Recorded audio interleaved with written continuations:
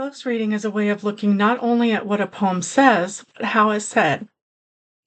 We do this to gain a fuller understanding and the deeper meaning of what the author is saying.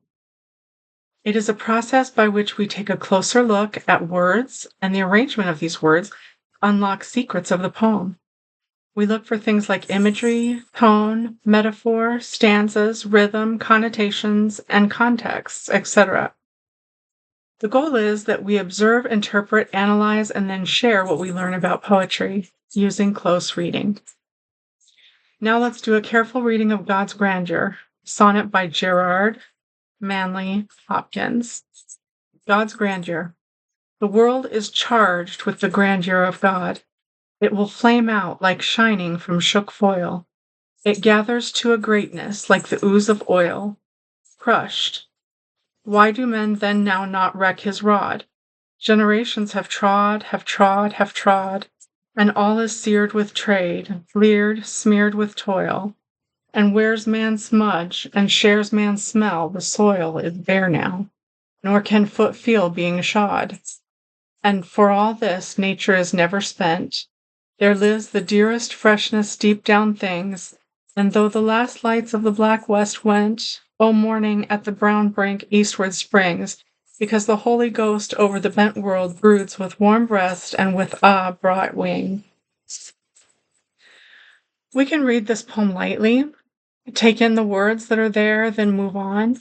But if we do, we are missing the meaning and purpose of the poem.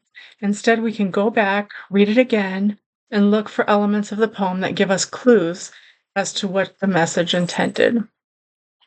First, we must separate the poem into stanzas, or parts of the poem that fit together.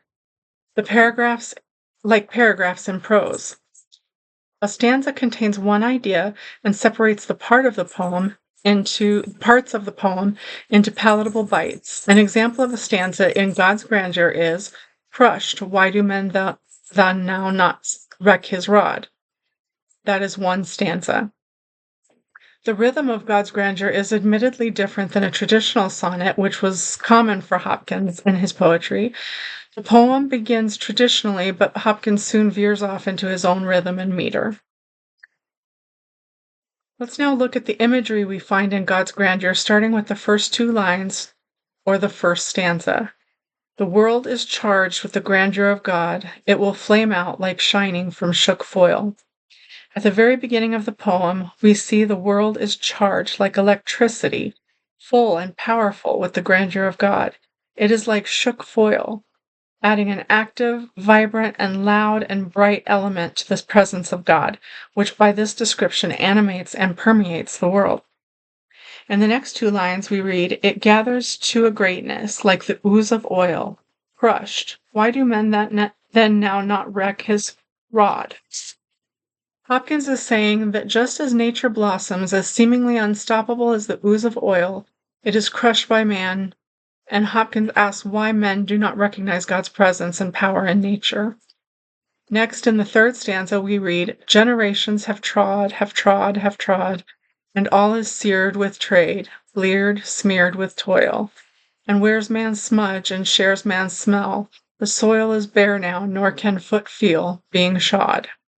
This gives us the understanding that the earth, or nature, as Hopkins states in the next line, has been tainted by man's endeavors. By using the term shod and writing that the foot can't feel the earth, he implies that man is now disconnected from nature. The words trodden and seared and smeared are active terms that give the impression of utter ruin and barrenness. Yet hope remains in the imagery we read in the next two lines. And for all this, nature is never spent. There lives the dearest freshness, deep down things. Hopkins writes that nature carries on underfoot of man. Nature is never spent. It is always there, waiting anew, and holds the capacity to regrow. He uses the phrase, the dearest freshness, deep down things, displaying through imagery the roots and possibilities of the earth beneath our feet and the value of nature. The themes here are renewal and resilience. In the last lines of the poem, Hopkins writes, and though the last lights off the black west went, all morning at the brown brink eastward springs. Here, Hopkins uses the imagery of the last lights off the black west and the brown brink eastward to communicate the sun's reliability to always bring night and day, but also to refer to the decay of nature and the rebirth of earth. Then he writes, because the Holy Ghost over the bent world broods with warm breast and with bright wings. These last few words discuss the promise of God's protection and providence of nature. The Holy Ghost over the bent world broods with warm breast implies providence and care, while the bright wings, often used to describe protection, also give the reader the hope of renewal and an ultimate positive relationship between nature, man, and God. This is close reading using imagery as a focus. However, we are still not finished. We have several more elements of poetry to analyze, things like metaphor, grammar, tone, connotations, and context. An example of a metaphor in this poem is when Hopkins refers to the grandeur of God as it gathers to a greatness like the ooze of oil. So we consider what we know about the ooze of oil. The ooze of oil is slow and relentless, seemingly unstoppable. So it is with God's grandeur until it is crushed by man. Similes are also found in the first stanza, like shining from shook foil, and again like the ooze of oil. Next, we take a look at the grammar in the poem and see what it will tell us about the meaning and intention of the words on the page. One example is found in the second line of the poem and simply reads crushed, period. Period gives the word a finality. It shows us that nature has been fully and utterly crushed, ruined. It shares the idea of desperation and despair regarding the state of nature. Tone is the feeling of the poem, the emotions you gather from the author and the emotions you feel yourself when reading the poem. Hopkins displays sadness and hope in his poem, sadness at the state of affairs, yet hopeful that the world can change. I think Hopkins' passion and excitement are appropriate, as he first shares his heart of woe about the world, but then shares his hope as well. When I read the poem, I feel similar sorrow about nature, but thrill at the presence of God in all things, and the way he reveals himself in nature. It reminds me of the passage in Romans 1 that reads, "For ever since the world was created, people have seen the earth and sky. Through everything God has made, they can clearly see his invisible qualities, his eternal power and divine nature, so they have no excuse for not knowing God." Connotation is when we interpret poetry by observing the connections within the poem. One line leads to another which may refer back to an earlier stanza. We find connotations with close reading, and they help us understand the full meaning of the poem. The connotations of nature being sacred and God being present in the world is an example of a connotation we can interpret from the poem in the first and the last lines.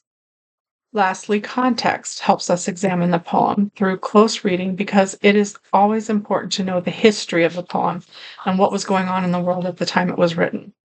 God's Grandeur was written by Gerard Manley Hopkins, a Jesuit priest and poet, in 1877 during the Second Industrial Revolution.